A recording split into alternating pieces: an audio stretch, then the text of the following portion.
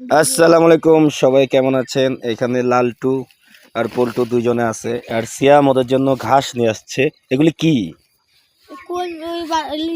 কি শাক এগুলি? দুধ দোয়ালি। দেখেন এই গাছগুলো একটু দেখুন। ও এটার নাম বলতেছে দুধ দোয়ালি। তো দুধ দোয়ালি আবার কোন গাছ আল্লাহ খুদা, এটা তো আমার জানা নাই। আচ্ছা, এটা খেলে কি হয়? দুধ দোয়ালি গাছ দুধ হয়। কি দুধ হয়?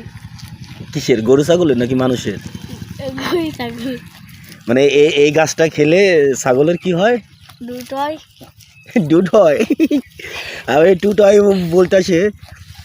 এই যে এই গাছটা ভালোভাবে চিনে রাখুন। ও কি সত্যি বললো না মিথ্যা আমি তো বুঝতে পারতাছি না। এই যে এই গাছটা বলে ছাগল বা গরু বা ইটিসি এদের খাওয়ালে বলে মিল্ক, মানে মিল্ক বলে বড় হয় নাকি মিল্ক হয়, এটা ও বলতেছে। তো হয়তো ওদের মুরব্বিকের থেকে শুনছে। এখন আপনারা কেউ জানেন নাকি দেখেন। এই যে গাছটা ভালোভাবে দেখে রাখুন। গাছটার নাম কি বললা? দুধ দোয়ালি। হ্যাঁ, দুধ দোয়ালি। আর এই যে হলো বেলে শাক, বুঝছেন? এগুলি কিন্তু ঢাকায় বিক্রি হয়, আমরাও অনেক সময় কিনা খাইছি বেলে শাক, কিন্তু এখন গ্রামে এসে এগুলি এখন আর খাচ্ছি না। আমাদের লালটু মশাই খাচ্ছে, মানে হিউজ পরিমাণ আছে এখানে, ঠিক আছে? তো এগুলো আর কিনে খেতে হয় না, ওরা খায়। কিন্তু ঢাকা এগুলি কিন্তু কিনে খায়, আমরাও একসময় ঢাকা থাকতে কিনে খাইছি এবং অনেক পছন্দ ওদের।